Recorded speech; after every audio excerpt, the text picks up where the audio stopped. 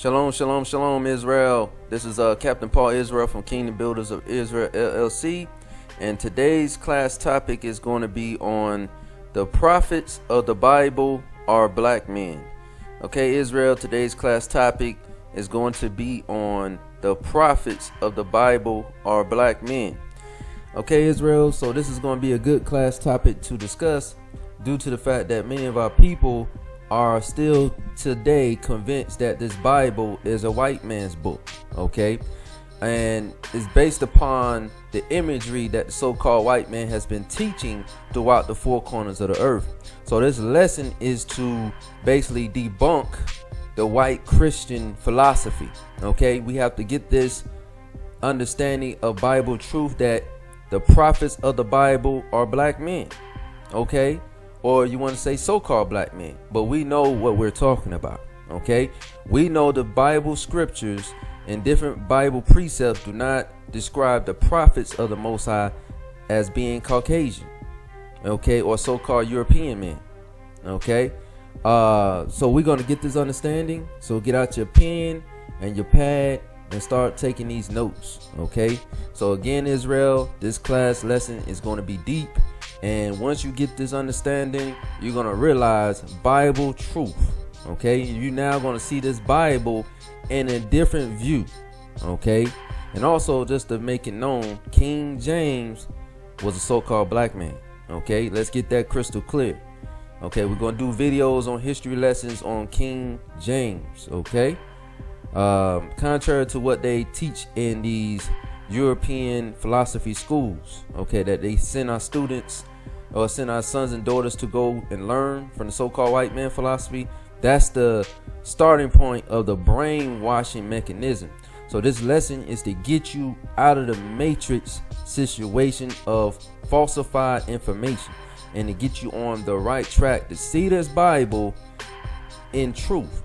Okay, so this is why I do these videos, to expose the lies that modern day Christianity has been pushing throughout the four corners of the earth to our people who are the blacks, Hispanics, and Native Americans. Okay, it's time to get rid of all the white images, white angels, and all this other stuff, white Jesus and everything. Get that out of your house, okay?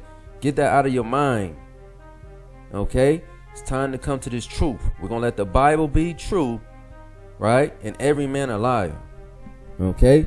So hopefully after this lesson, our people will remove them fake idols out their house with false imagery. Okay? We're going to let this Bible be true. So we're going to start out in the book of Genesis chapter 2 verse 7. Okay? We're going to start out in the book in Genesis chapter 2 verse 7 to get the understanding when Yahweh formed man. Okay, this is Genesis chapter 2 verse 7.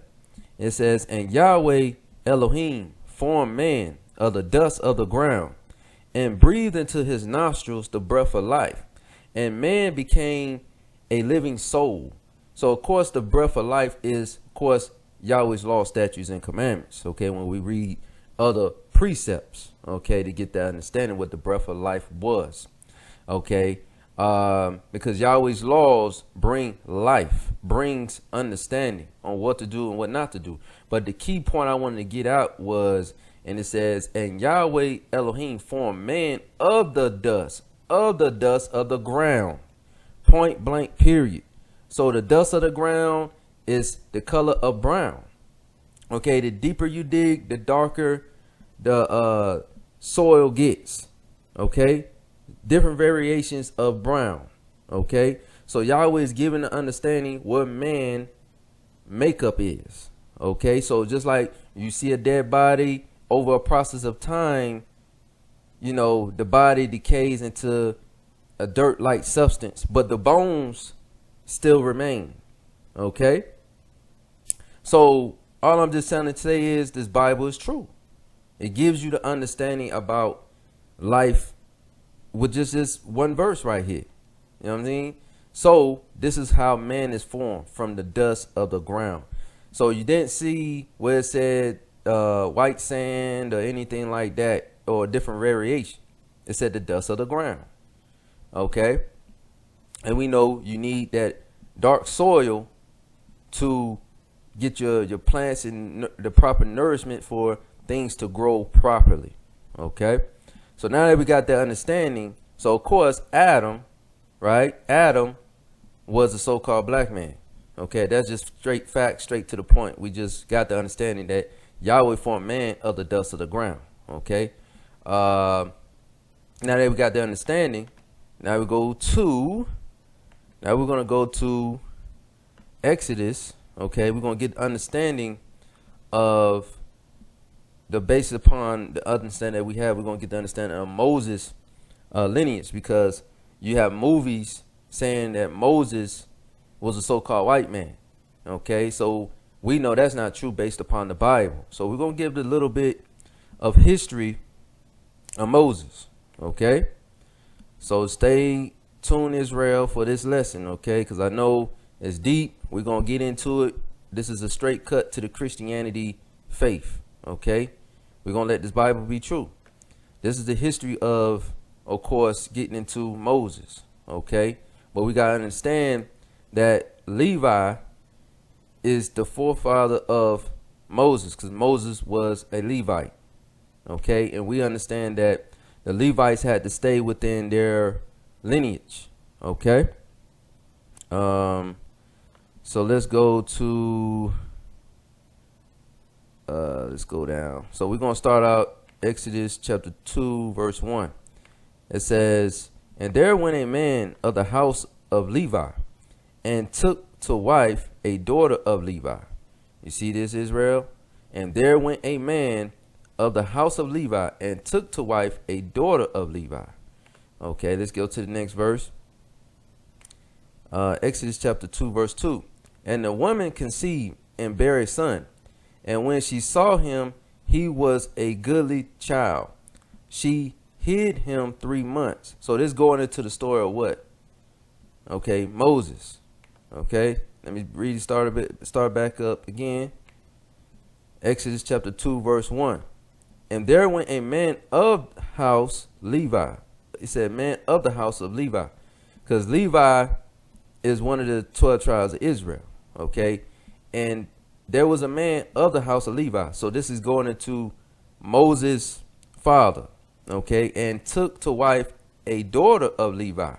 So Moses' father had to marry a woman of the house of Levi. Okay, it's going to get an understanding on who Moses' father was, and also who Moses' mother was. Okay, so let's keep going down. So we already read that, and the woman could see, when you read verse 2, "and bare a son. And when she saw him, that he was a goodly child," meaning he was a good looking baby, "she hid him 3 months." Exodus chapter 2 verse 3. And the reason why Moses' mother hid him for 3 months, because Pharaoh, that was raised up, that didn't know the children of Israel, had put out a decree to kill the sons of the children of Israel. Okay, Exodus chapter 2 verse 3. "And when she could not no longer hide him," so Moses' mother could not hide Moses anymore, right? Because it was a decree put out that the Pharaoh at that time wanted to kill the sons of the children of Israel. So she could no longer hide them out for longer than 3 months. So this is what Moses' mother did. She took for him an ark of bulrushes, and dubbed it with slime and with pitch, and put the child therein. So basically she put Moses as a baby in like what appeared to be like a basket, and rolled them down the river. Okay, and she laid it in the flags by the river's brink. Okay, this is what Moses did. Moses' mother did. Okay, Exodus chapter 2 verse 4. And his sister stood afar off to wit what would be done to him. So Moses' sister was Miriam. Okay, but in this particular verse, it doesn't go into naming his sister. Okay, but Miriam, his sister, watched over him while he was going down the river. Okay, as a baby in the basket. Okay, this is just going to prove what color Moses was, because Hollywood is pushing a whole nother agenda. Okay, saying that Moses and his family were so-called white people, when we know that's not true. Exodus chapter 2 verse 5. It says, and the daughter of Pharaoh came down to wash herself at the river. So we know the Egyptians in ancient Egypt, right? They were so-called black people. These are straight facts. You can look on the wall of Egypt. So it says, and the daughter of Pharaoh, right? The daughter of Pharaoh came down to wash herself at the river, and her maidens walked along by the riverside.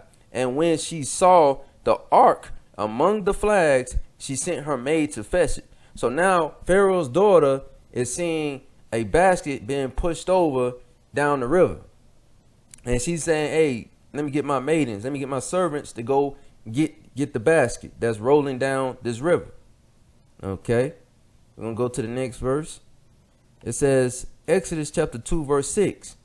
And when she opened it, she saw the child, and the child was Moses. And behold, the babe wept. So now Moses is crying as a baby. Okay, and she had compassion on him and said, this is one of the Hebrews' children.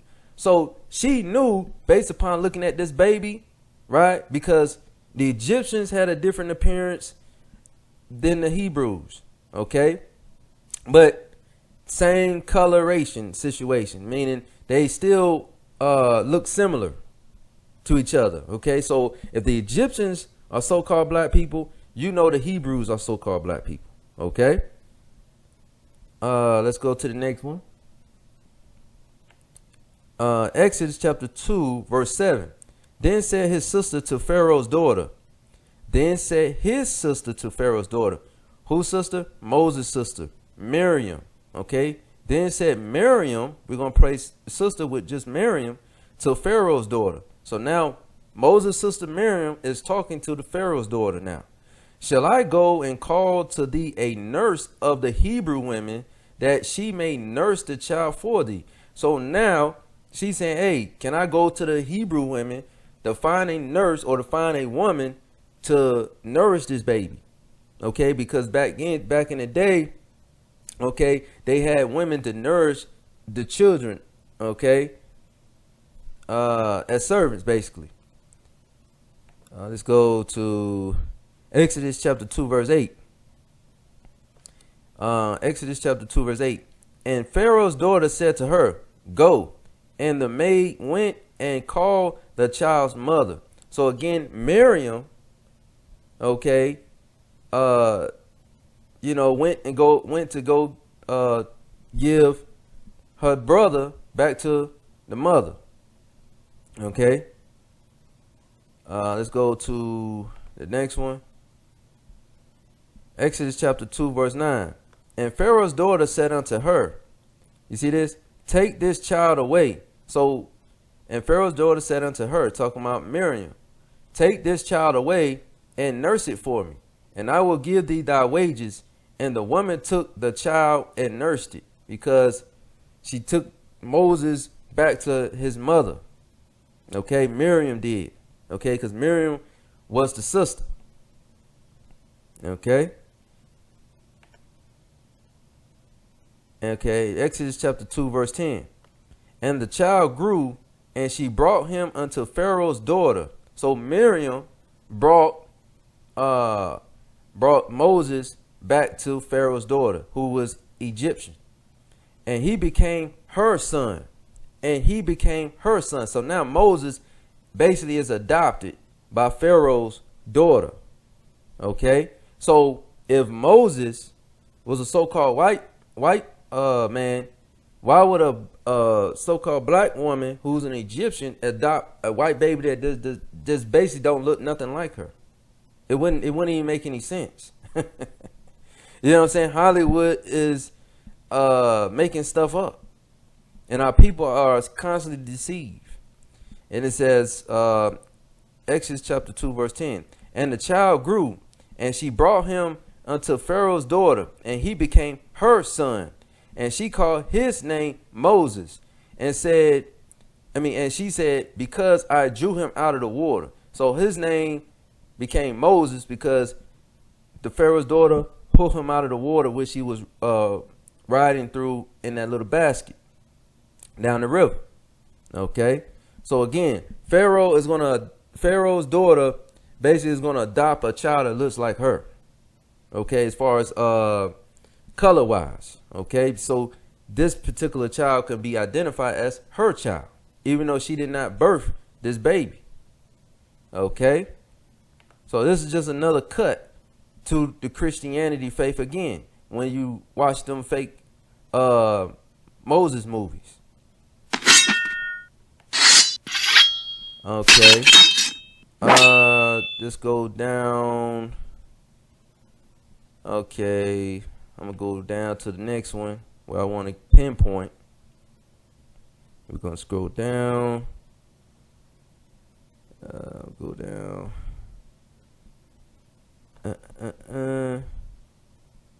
Let's go. Okay, let's go to Exodus chapter 2 verse 15. Okay, now it says, now when Pharaoh heard this thing, he sought to slay Moses.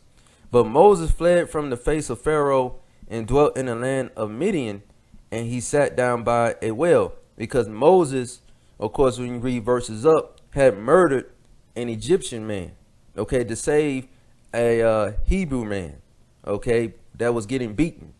Okay, so Moses had to flee. I'm trying to say it the quick way. Okay, because I'm not trying to have y'all here all day, but that's what happened. So he had to flee out of Egypt. Moses had to flee out of Egypt. Okay, but the children of Israel were still in Egypt at this time. Exodus chapter 2 verse 16. Now the priest of Midian had 7 daughters. Now this particular man, Midian, who was not an Israelite, had 7 daughters, and they came and drew water and filled the troughs to water their father's flock. So back in the day, women used to gather water to help feed and nourish the animals on the particular father's land, okay, or farmland. Okay, Exodus chapter 2 verse 17. And the shepherds came and drove them away. Okay.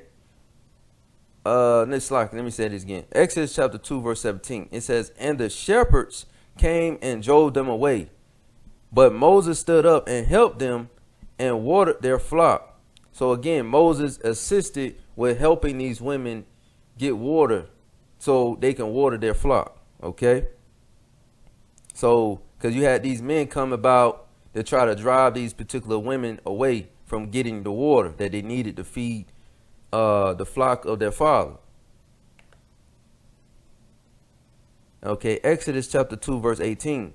And when they came to Reuel their father, he said, how is it that ye are come so soon today? Because again, it took time to fetch water back then. They didn't have cars and stuff like that. So he's wondering how you was able to gather water so quickly. He was asking his daughters these things. Okay, but they got assisted by Moses, a man. Okay, because men have more strength primarily than women. Okay, let's go to Exodus chapter 2 verse 19. And Exodus chapter 2 verse 19.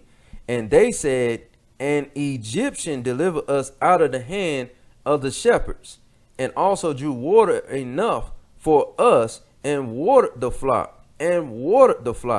So again, Israel, notice what these women said. They said an Egyptian delivered us out of the hand of the shepherds. It didn't say a white man delivered us out. It didn't say the Edomites delivered us out. It didn't say no red man delivered us out. It said an Egyptian, because Moses at that time had the appearance of being Egyptian because of his dress code, how he was dressing. Okay. So that's what they said. An Egyptian delivered us out of the hand of the shepherds, and also drew water enough for us. So he was the one assisting with getting the water for these particular women. Okay. Which was Raul's daughters. And then he helped assisted in watering the flock. Okay. Let's see, Exodus chapter 2, verse 20. Now Raul, this is what he's saying. And he said unto his daughters, and where is he?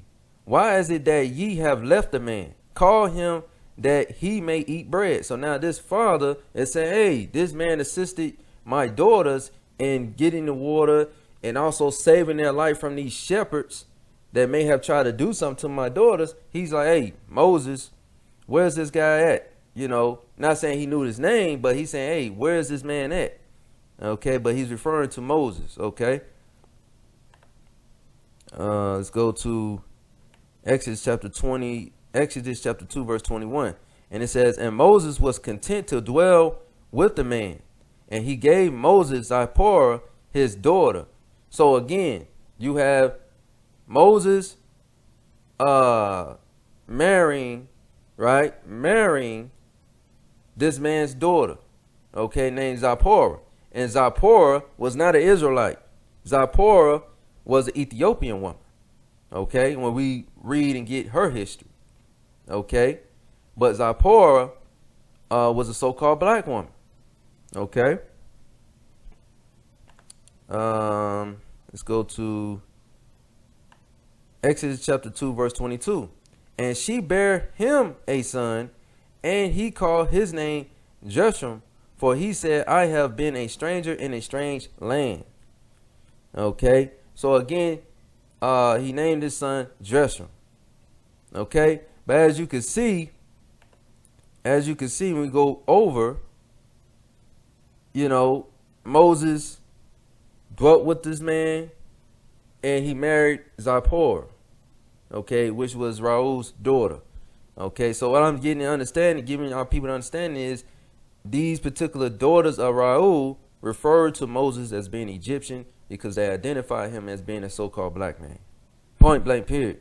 So contrary to what the movies and everything that's been shown, it's a lie. Okay. And also we go to Wikipedia, right? Wikipedia said Miriam was described in the Hebrew Bible as the daughter of Amram and Jochebed, and the older sister of Moses and Aaron. Okay.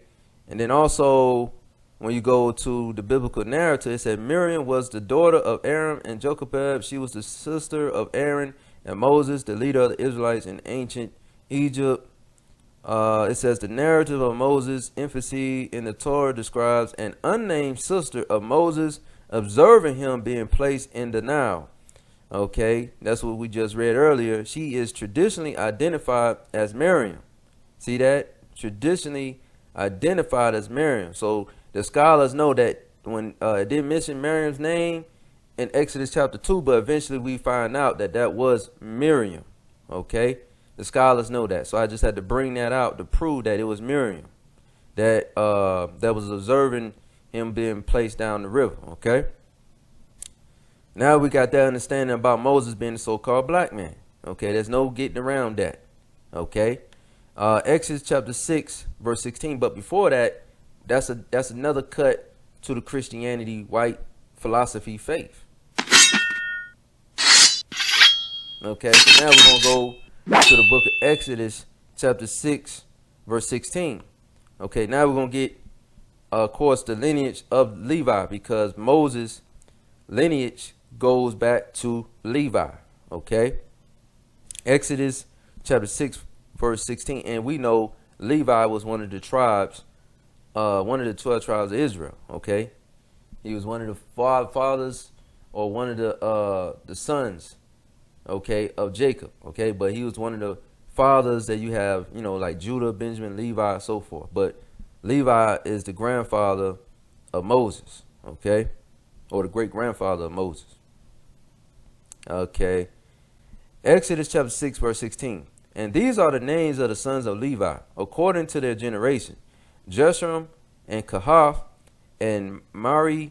And the years of the life of Levi were 137 years old, basically. So Levi lived up to be 137 years old. And we know, based on the Bible, Kohath is Moses' direct descendant right here. But we're going to show proof of that. Okay. Jeshurun, which was one of the sons of Levi in Exodus chapter 6, verse 17, says, the son of Jeshurun, Libni and Shimei, according to their families. So Jeshurun had two sons. Okay. He's going to get the next son, Kohath. And when you read Exodus chapter 6, verse 18, which I got out and said earlier, it says, and the sons of Kohath, because Moses' lineage go back to Kohath. It says Aram, because Aram is Moses' father. Okay. And Izhar and Hebron and Uzal. And the years of life of Kohath were 133 years. So these particular men lived basically a longer life than what we live in primarily today. Okay. So Kohath. And the next one, Exodus chapter 6, verse 19, it says, and the sons of Merari, Mahali, and Mushi, these are the families of Levi according to their generations. So it gave the understanding and breakdown history of the tribe of Levi. Okay, understanding. Okay, and Levi's descendants. So this is proof that Moses derives from what we just mentioned before. It says Exodus chapter 6, verse 20. And Aram took him Jochebed, his father's sister, to wife. So Aram had to take his father's sister to wife, which was Jochebed, because remember, back then they had to keep the lineage pure. Okay. And Aram father's sister was a direct descendant from Levi, because Levi was basically Aram's forefather, basically. Okay. And it says, and she bare him Aaron and Moses. And the years of the life of Aram were 137 years. So Aram lived over 130 years of age, just like his forefathers. Okay, lived over 100. Okay. Let's go to, now we got the understanding. I'm gonna prove. See, Aram is Moses' father. I just had to bring that out. Let's go back. Let's go back. Yeah. So Exodus chapter 6, verse 18, and the sons of Kohath. So the sons of Kohath, which I said earlier that Moses' grandfather would be Kohath, and Moses' great grandfather would be Levi. Okay, because Moses' father was Aram, and Aram was the son of Kohath. Okay, now we got the understanding that Moses' father had to marry Kohath's sister. Okay, I understand that may sound weird, but back then they had to keep this bloodline pure based upon the Levites' order. Okay, because Yahweh wanted the Levitical line to be pure. Okay, so just to keep that information out there for you, because they didn't have a bunch of Levites walking around at this particular time. Okay. Let's go to Numbers chapter 3, verse 12. It says, and I, behold, I have taken the Levites from among the children of Israel, instead of all the firstborn that opened the matrix among the children of Israel. Therefore the Levites shall be mine. So Yahweh purposely separated the Levites from the other tribes, meaning the other children of Israel. Okay, the Levitical priesthood was supposed to be the priesthood that was pushing Yahweh's laws. Okay, setting up the order for the tabernacles. Okay, so this is why Moses' father's father had to do what? Marry his father's sister. Okay, to keep the Levitical bloodline pure. And matrix, another word for matrix, would be womb.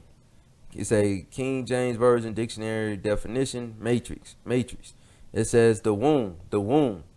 So we go back. So based upon, and I behold, I have taken the Levites from among the children of Israel instead of all the firstborn that opened the matrix, that opened the womb, replaced the matrix with womb among the children of Israel. So from the womb, Yahweh has separated the Levites from the rest of the tribes. Okay. So now that's what we got that understanding. Let's see, Numbers chapter 3 verse 13. It said, because all the firstborn are mine. For on the day that I smote all the firstborn in the land of Egypt, I hallow unto me all the firstborn in Israel, both man and beast. Mine shall they be. I am Yahweh. Because yes, we are Yahweh's property. Yahweh owns us. Okay. That's why we're not able to do what we want to do as the children of Israel, because Yahweh owns us. Okay. Now we go to Numbers chapter 3 verse 5 to prove that the Levites were the Levitical priests. Okay, they were supposed to be holy unto Yahweh. Numbers chapter 3 verse 5. And Yahweh spake unto Moses, saying, okay, this is what it's saying. Numbers chapter 3 verse 6. It says, bring the tribe of Levi near, and present them before Aaron the priest, that they may minister unto him. So Yahweh was telling Moses to gather the tribes of Levi. Okay, Numbers chapter 3 verse 7. And they shall keep his charge and charge. Let me read again. Numbers chapter 3 verse 7. And they shall keep his charge and the charge of the whole congregation before the tabernacle of the congregation, to do the service of the tabernacle. So this is strictly the job for the Levites. Numbers chapter 3 verse 8.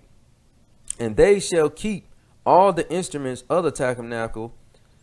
They should keep all the instruments. It's Numbers chapter 3 verse 8. And they shall keep all the instruments of the tabernacle of the congregation and the charge of the children of Israel, to do the service of the tabernacle. So Levites were supposed to keep order in the tabernacle. Okay. They were supposed to do the sacrifices and so forth to atone for the sins of Israel. Numbers chapter 3 verse 9. And thou shalt give the Levites unto Aaron and to his sons. They are holy, given unto him out of the children of Israel. So again, they are given unto who? Aaron and his sons. Okay, because Levites was separated. Numbers chapter 3 verse 10. Numbers chapter 3 verse 10. It says, and thou shalt appoint Aaron and his sons, and they shall wait on their priest office, and the stranger that cometh nigh shall be put to death. Hold up, wait a minute. Let me read this again. I think that went over a lot of our viewers' head. Numbers chapter 3 verse 10. And thou shalt appoint Aaron and his sons, and they shall wait on their priest office, and the stranger that cometh nigh shall be put to death. So again, Israel, the other nations wasn't even allowed to come near the tabernacle. And also this applies to the children of Israel who were not Levites, were not allowed to come near the tabernacle. That's how holy, sanctified the tabernacle was. Okay. And, of course, when you look at the movies, they have the other nations being in the tabernacle, doing the holy festivals and stuff like that, as far as pertaining to the holy feast days. But they have these things, in their movies. When we go to the law, a stranger of another nation not supposed to come near the tabernacle, or even a stranger of our people, meaning they're of them being not the children of Israel, as far as being the the Levites. They could be an Israelite, but if they're not a Levite, they're not allowed to come near the tabernacle. That was an order. Okay? That Moses told Aaron and his sons. Okay? Because you look at that 10 Commandment movie, they had Charleston Heston, a so-called white man, playing Moses. You know, when we go to the scriptures, Moses is a so-called black man. Okay? And then we go to the Pharaoh in the movie, the 10 Commandments movie that came out in 1956. They have the Pharaoh, who's basically Ramses. They have him being played by a so-called white man named Yul Brynner. Yul Brynner is a so-called white man. Okay? When you look at his nationality, Wikipedia, Yul Brynner, it says Yul Brynner, better known as Yul Brynner or Brynner, was a Russian American actor, singer, and director, best known for his portrayal of King Monkut in the Rodgers and Hammerstein stage musical. So again, he was a so-called Russian man, a European man. But this is who they had as the Egyptian man. You see how they use propaganda to teach their lies, Israel? To say that this is a white man's Bible. But again, I'm giving you the layout and the history in the short form of this situation. Okay, that Moses and his people were so-called black men. And also, when you go back to Adam, so-called black man. Now we're going to go to the book of Job, chapter 30, verse 30, to get the understanding that Job was a so-called black man as well. Job chapter 30, verse 30, it says, "My skin is black upon me, and my bones are burned with heat." Hold up, wait a minute. You see this, Israel? You see why this whitewashing mechanism from the Roman Catholic Church needs to be done away with? Because when we read the Bible in its pure form, Job is saying his skin is black. And then when he goes into the sun at a long period of time, he understands that his skin feels like it gets darker. Because the longer you stay in the sun, the darker you get. It's common sense. You know, this is another cut to the Christian faith. Christianity will have to explain these verses, which they're not going to do that. Okay? And you tell our people this verse, they're not going to believe you. They're going to be just like this guy right here.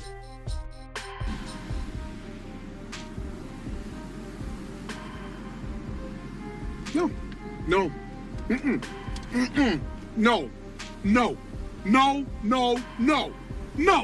Hell no. No. I refuse. No. You see, this is why this Bible has to be brought out, because many of our people have become doubters of this truth. Okay?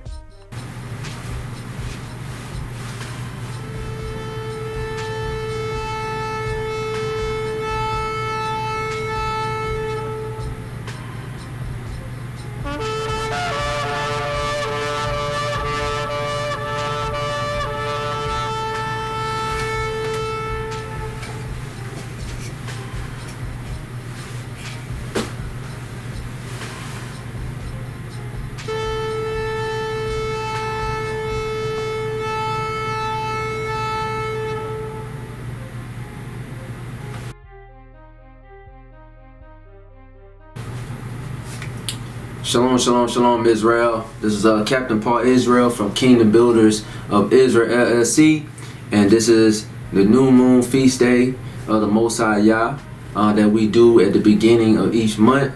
So, and of course, we go by the lunar calendar. You can Google it when the new moon starts on the lunar calendar, when the new moon begins. This is new moon feast day to celebrate a feast day of the Most High Yah. This is what a feast day consists of with the children of Israel. So we're just going to go over a few precepts. And of course, the new moon was done, of course, at the beginning of the month, at evening time, when it began to be nighttime, of course. So this is an important day that we supposed to do throughout, the years, okay, each month. Okay, and I understand Israel, we're going through hard economical times. We're going through trials and tribulation, but we still have to observe these feast days even in captivity, okay, in the other nations, or basically where we scattered abroad at. So get out your pen and your notepad. So stay tuned, Israel, for this lesson. This is a quick lesson because I know we had went over the prophets of the Bible are black men, part 1 video. Understand that we went through that, so this is just a quick commemoration of the Most High feast day, so we always got to acknowledge it. And also we're going to show biblical proof on the video that I did before this video right here, where I blew the trumpet or blew the horn. It's biblical. Okay, this is what we did. And also we lighted incense, of course, as well, but we blew like a ram or a trumpet, you know, in place of a certain instrument before a feast day was conducted. So we're gonna go to the Bible and show biblical proof that this is what our forefathers did, okay, when we was in Israel. Okay, we're gonna go start out in the book of Numbers, chapter 10, verse 10, to get the understanding of Yahweh's holy day, which is consisted of the new moon. Okay, it was a feast day for the children of Israel to do and to continually do. So this is what our people have to do. They have to do these commandments. Okay, if you want these generational curses to come to basically a cease and desist, basically, if we apply what's written in this book. Okay, so we're gonna go to the book of Numbers, chapter 10, verse 10. So Israel, get out your pen and notepad and take these notes, because this is a commandment. These are the Most High Yah's laws given to you blacks, Hispanics, and Native Americans to continue to do while you're in your land of your captivity. Okay, this is Numbers chapter 10, verse 10. It says, also in the day of your gladness, and in your solemn days, and in the beginnings of your months, ye shall blow with the trumpets over your burnt offerings, and offer sacrifices, or offer the sacrifices of your peace offerings, that they may be to you for a memorial before your Elohim. I am Yahweh your Elohim. So again, we were supposed to be blowing the trumpet. Okay, we're supposed to be making a sound to signify our solemn feast day. Okay, let me read this one more time for you new viewers out there. This is Numbers chapter 10, verse 10. It says, also in the day of your gladness, and in your solemn days, and in the beginnings of your months, ye shall blow with the trumpets over your burnt offerings, and over the sacrifice and over the sacrifices of your peace offerings, that they may be to you for a memorial before your Elohim. I am Yahweh your Elohim. So notice it says, and in the beginnings of your months. That's going into what? The first day of the month. Okay, that's your new moon celebration. Okay, so we're gonna go to the book of Psalms to prove that the children of Israel kept the Most High solemn feast day when it pertains to the new moon celebration. And this is what we're doing right now. Okay, we're upgrading our people understanding in this Hebrew truth. Okay, of course I had other videos explaining the new moon, but this is just a quick lesson. Okay, because we already had a previous lesson before. Okay, we got to this lesson concerning the new moon. Okay, this is Psalms chapter, let me see, Psalms chapter 81 verse 3. This is the book of Psalms chapter 81 verse 3. It says, blow up the trumpet in the new moon, in the time appointed, on your solemn, or on our solemn feast day. For this is a statute for Israel, and a law of Elohim of Jacob, and a law of Elohim of Jacob. So again, this is a law pertaining to the children of Israel, like I said before. Okay, and this is how you rehearse the righteous acts of Yahweh. You reverence the Most High by bringing in another month. This is what we did. We celebrated the beginning of the month. Okay, we had a feast day for each month. Okay, the beginning of the first day of the month. So Israel, this is what we're supposed to do. We're not supposed to observe the New Year's and all these pagan festivals. Okay, we're supposed to observe the new moon celebration. This is our culture, the children of Israel. This is our culture, our inheritance that we're supposed to do throughout our generation.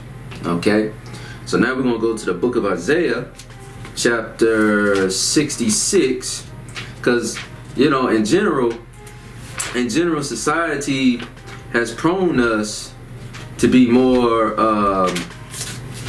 prone to be ignorant in certain levels, in certain cases. So we have to come back to knowledge of self. Okay, so we're gonna go to the book of Isaiah, because of course Isaiah and Ezekiel are right next to each other. Of course, when you get to, of course, Jeremiah and stuff like that. So you go to Isaiah 66, verse 23. This is to prove that new moon celebration is going to be basically going to happen or be conducted in the kingdom of heaven when Christ get here. So we have to rehearse the righteous acts. Okay, so y'all will have to see you actually putting works in for these commandments. Okay, so this is why I'm uploading on YouTube, so you'll know you could keep these feast days in your own home. Okay, because we're gonna have to learn how to practice righteousness, because the world is headed to another direction. Okay, a lot of times people trying to congregate in a big building. A lot of times you're not gonna be able to do that right now due to the pandemic situation. Okay, so we're gonna go to Isaiah chapter 66 verse 23 to prove that the new moon feast day will be conducted in the kingdom of heaven on earth in Christ's kingdom. Okay, in the future. Okay, there's Isaiah chapter 66 verse 23. It says, "And it shall come to pass that from one new moon to another," meaning new moon to another. So we're gonna keep the new moon every month. Okay, every month is gonna be a new moon, and this is what we're gonna be doing in the kingdom of heaven, Israel. It says, "And from one Sabbath to another." So in the kingdom of heaven, we're gonna be keeping the Sabbath day every 7th day of the week. Okay, it's gonna be a continuous cycle. Okay, throughout the years. And it says, "Shall all flesh come to worship before me, saith Yahweh." So we're gonna reverence the Most High Yah through the Son Yahshua HaMashiach. But notice it says, "Shall all flesh come to worship before me, saith Yahweh." So Yahweh is going to get his glory by everybody. Okay, primarily the children of Israel, because we are his children. Okay, so everybody on earth is going to be on Yahweh's program as far as keeping his commandments that society is prone not to want to do. But we're going to get back to righteousness. Okay, and of course the children of Israel is going to be the light to the world. They show them the right path. Okay, it's how to reverence the Most High Yah. Okay, that's what it says. All flesh, shall all flesh. That's what the Bible just said. Okay, so now we're gonna go to the book Psalms chapter 104 verse 19. But again, this is future. This is in Christ's kingdom. Right now, we supposed to be rehearsing the righteous acts, the children of Israel. Everybody right now, not gonna do it. But children of Israel, the one that's elected, you are the ones that have to be rehearsing the righteous acts. Okay, but 2/3 of our people are not going to rehearse the righteous acts of Yahweh. They're going to still be in the world. Basically have a matrix type of mindset, meaning catering to what the world society is doing. Okay, we're gonna go to the book of Psalms, chapter 104 verse 19. Okay, we're gonna conclude it. Psalms chapter 104. Psalms chapter 104 verse 19. Okay, this is what the Most High Yah did again. Okay, of course it's going to basically repeat itself again, which we had brought out in the other precepts. This is the book of Psalms chapter 104 verse 19. "He appointed the moon for seasons, the sun knoweth his going down." Okay, so again, he appointed the moon for seasons. Seasons. This is how we know when we have seasons, because we have the moon.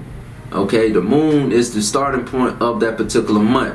So as each month goes along, you have different seasons that come about throughout this earth. Okay, but it goes according to the moon. Okay, the moon understanding. That's what it says. He appointed the moon for seasons, the sun knoweth his going down.